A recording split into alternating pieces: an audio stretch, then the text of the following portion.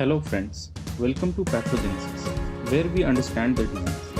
Today in Leukemia by series, we will discuss about a very interesting blood disorder, hairy cell leukemia. It was first reported in 1966 on phase contrast microscopy, which showed many numerous short villi-like projections on its surface. Hairy cell leukemia is an indolent B-cell malignancy with many unique features. A brief overview of epidemiology.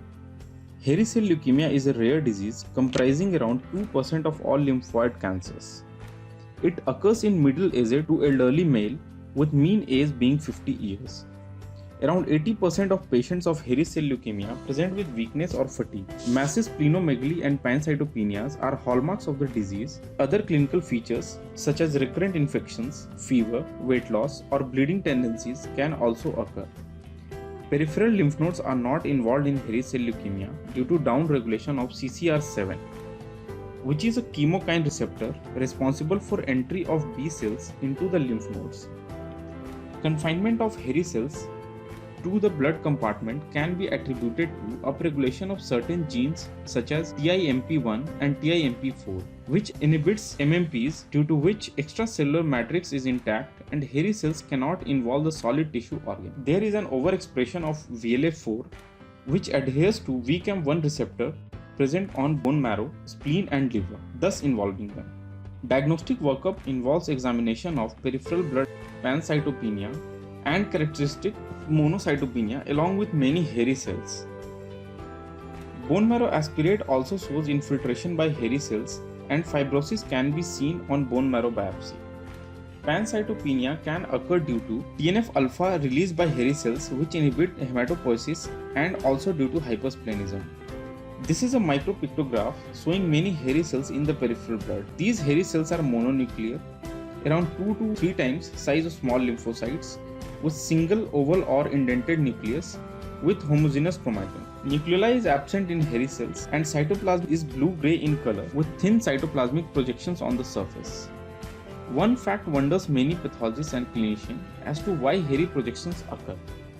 Cytoskeleton of any normal cell is composed of polymerized actin, which are known as filamentous actin or F-actin. Hairy projections are rich in these F-actins. In a normal cell, a row family of GTPases drive cytoskeleton dynamics, which on activation leads to morphological changes due to actin remodeling.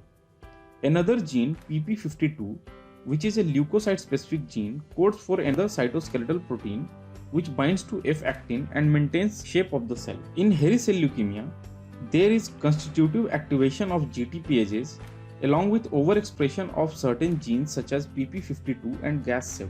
This leads to increase in F-actin and other cytoskeletal proteins which cross-link to each other and accumulate in the cytoplasmic projections, forming hairy cells. Bone marrow examination is a must for confirmatory diagnosis of hairy cell leukemia. On aspirate, we find many hairy cells, but in some cases, bone marrow aspirate can be a dry tap due to reticulin fibrosis. On bone marrow biopsy, the hairy cells are widely spaced due to abundant cytoplasm and give the characteristic fried egg appearance. Let's discuss in brief the mechanism of fibrosis in hairy cells, which may be responsible for some of the symptoms of hairy cell leukemia.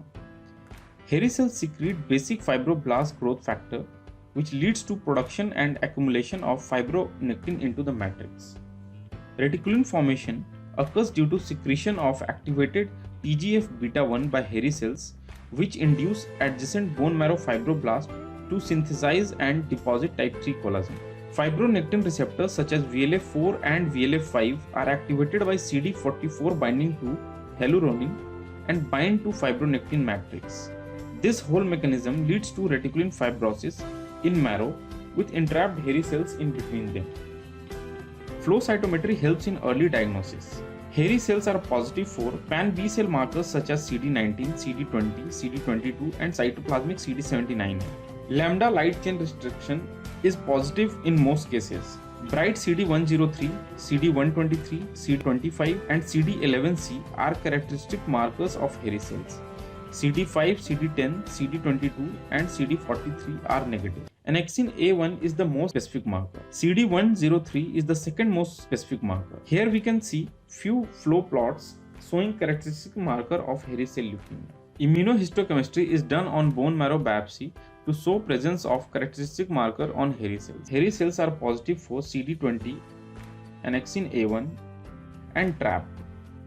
TRAP stands for tartrate resistant acid phosphatase. Hairy cells have isoenzyme 5 acid phosphatase which resists decolorization by tartrate. TRAP presents as red granular cytoplasmic staining, but this test is not very specific.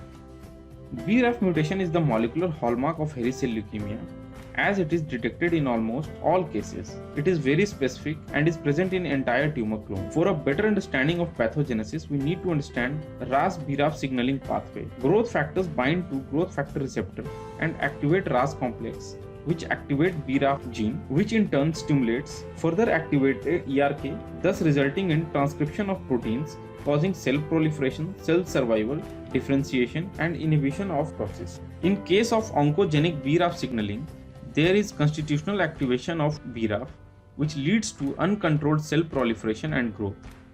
This growth is independent of growth factors. BRAF is a proto-oncogene present on chromosome 7 and is found in melanoma, thyroid cancers, colorectal and lung cancers.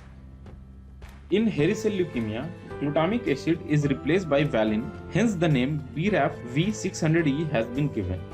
BRAF mutation can be detected by allele-specific PCR and Sanger sequencing. Management of hairy cell leukemia depends upon symptoms. If a patient is asymptomatic, he is kept under observation 3 monthly for first year and then half yearly. In symptomatic patients, chemotherapy is given. Vemurafenib is a targeted drug which inhibits BRAF and controls the disease. Before vemurafenib, purine analogs such as cladribine and pentostatin were used, which gave a good response rates. CD20 inhibitors such as rituximab were also used earlier, but they were not very effective. Recently, a new drug, trematinib, has been introduced, which is MEK inhibitor. Splenectomy is done in patients with spleen size more than 10 cm. Hope you all were able to understand about hairy cell leukemia. Thank you.